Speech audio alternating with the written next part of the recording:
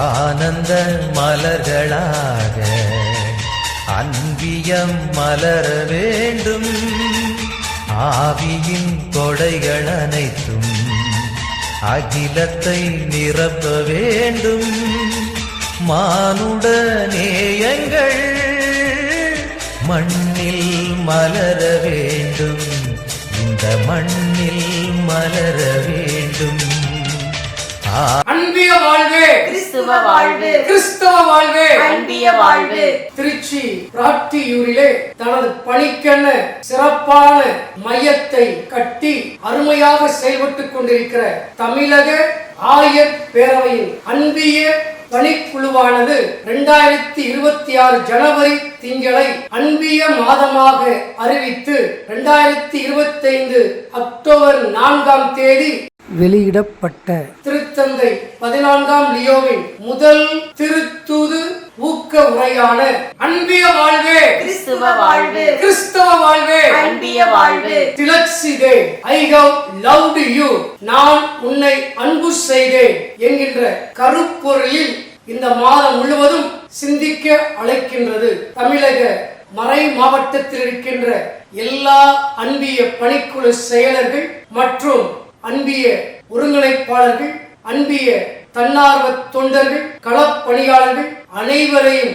ஒன்றிணைத்து கலந்து ஆலோசித்து தெளிவாக திட்டமிட்டு இந்த மாதத்தின் கருப்பொருளாக ஏழைகளின் ஏற்றத்தில் சுடர்விடும் இறையாட்சி என்பதன் அடிப்படையில் இம்மாதத்தில் வருகின்ற முதல் வாரத்திலே அன்பே கடவுள் என்ற தலைப்பிலும், இரண்டாவது வாரத்திலே அன்பியத்தில் வெளிப்படும் இறையன்பு பிறரன்பு என்ற தலைப்பிலும், மூன்றாவது வாரத்திலே ஏழைகள் மீதான அக்கறையே உண்மையான சீடத்துவம் என்ற தலைப்பிலும், நான்காவது வாரத்திலே மரியின் வழியில் ஏற்றம் காண என்ற தலைப்பிலும் சிந்திக்க அழைக்கின்றது. இந்த மையப்பொருளை வெளிக்கொணர்வதற்கு அருமையான சுவரொட்டிகளையும் ஞாயிறு திருவழிபாட்டு குறிப்புகள் அடங்கிய கையேடுகளையும் சிறப்பான விதத்திலே தயாரித்து வழங்கிய தமிழக அன்பிய பணிக்குழுவின் தலைவர் ஊட்டி ஆயர் மேதகு அமல்ராஜ் ஆண்டகை அவர்களையும், தமிழக அன்பிய பணிக்குழு மாநில செயலர் அருள் தந்தை பி ஜான் போஸ்கோ அடிகளார் அவர்களையும் நான் மனமாற பாராட்டுகின்றேன், வாழ்த்துகின்றேன். இன்று ஒவ்வொரு பங்கின் செயல்பாடும், ஒவ்வொரு மறைவட்ட செயல்பாடும், தமிழக கத்தோலிக்க திருஅவையின் செயல்பாடும், இந்திய கத்தோலிக்க திருஅவையின் செயல்பாடும், ஆசிய கத்தோலிக்க திருஅவையின் செயல்பாடும், அகில உலக கத்தோலிக்க திருஅவையின் செயல்பாடும் அன்பிய செயல்பாட்டை பொறுத்துத்தான் அமைகிறது. அன்பியங்கள் உற்சாகத்தோடு சிறப்பான விதத்திலே செயல்படுகிற பொழுது கத்தோலிக்க திருஅவையும் உற்சாகத்தோடு உயிரூட்டமுள்ளதாக செயல்படும். அன்பியங்களுக்கு புத்துணர்ச்சி கொடுக்கும் விதமாக, அன்பியங்களை புதுப்பிக்கும் விதமாக, அன்பியங்களுக்கிடையே ஆழமான உறவை வளர்ப்பதற்காக இந்த அன்பிய மாதம் பெரிதும் உதவும். அன்பியங்கள் திருச்சபையின் உயிர் ஆற்றலுக்கு அடையாளம். அன்பியங்கள் அன்பு கலாச்சாரத்தின் வெளிப்பாடு. அன்பியங்கள் நற்செய்தி அறிவிக்கின்ற இடம். அன்பியங்கள் உயிர்த்த இயேசாண்டவரின் அனுபவம் பெறுகின்ற இடம். அன்பியங்கள் இயேசுவின் சீடர்களையும் இயேசுவின் சாட்சிகளையும் உருவாக்குகின்ற இடம். அன்பியங்கள் இயேசுவின் அன்பை அறிந்து அனுபவித்து வாழ்வாக்குகின்ற இடம். அன்பியங்கள் தூய ஆவியினால் இயக்கப்படுகின்ற இயக்கம் என்று பலவாறு நாம் அன்பியத்தின் பெருமைகளை சொல்லிக்கொண்டே போகலாம்.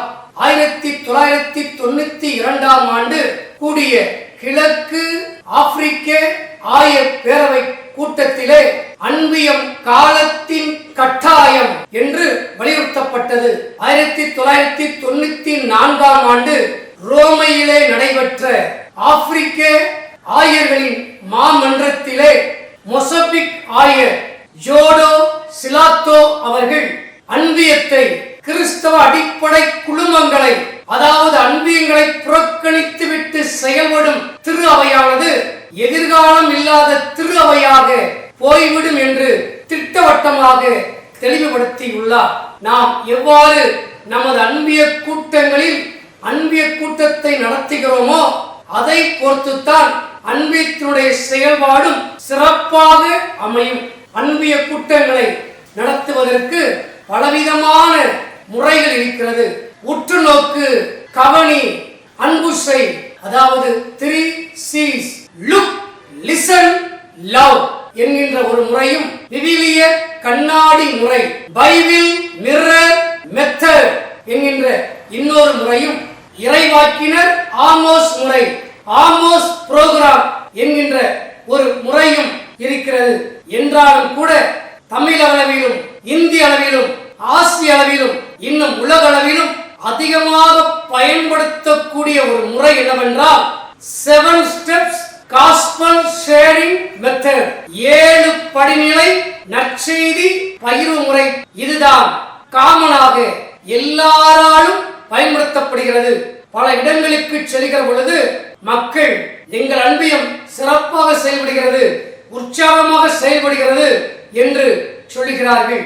ஆனால் அவர்களில் ஒரு சிலரிடம் நீங்கள் எப்படி அன்பிய கூட்டத்தை நடத்துகிறீர்கள், உங்களுக்கு அன்பிய கூட்டம் நடத்துகின்ற 7 ஸ்டெப் காஸ்பல் ஷேரிங் மெத்தட், 7 படிநிலை நற்செய்தி பகிர்வு முறை தெரியுமா என்று கேட்டால் அவர்களுக்கு தெரியாத ஒரு நிலையை நாம் பார்க்கின்றோம். எனவே தொடர்ந்து வருகின்ற சக்தி மாதா வலையொலி யூடியூப் செய்தி மற்றும் குறும் செய்தியிலே உங்களுக்கு 7 படிநிலைகளையும் ஒவ்வொரு படிநிலையாக நான் உங்களுக்கு செய்தி மூலமாக அனுப்புகிறேன். அதை பார்த்து பயன் அடையுங்கள். வாழ்க அன்பியம், வாழ்க கத்தோலிக்க திரு அவை. தற்போது தமிழகத்தில் உள்ள 23,000 அன்பியங்களும் ஒன்றாக இணைந்து இந்த அன்பிய மாதத்தை சிறப்பிக்கின்ற பொழுது, அன்பிய கூட்டங்களை சிறப்பாக திட்டமிட்டு நடத்துகின்ற பொழுது இறையாட்சியை நோக்கி மிக பெரிய எழுச்சி ஏற்படும். அன்பிய வாழ்வே, கிறிஸ்துவ வாழ்வு, கிறிஸ்தவ வாழ்வே, அன்பிய வாழ்வு. வளர்க அன்பியம், வளர்க கத்தோலிக்க திரு அவை. வாழ்க அன்பியம், வாழ்க கத்தோலிக்க திரு அவை.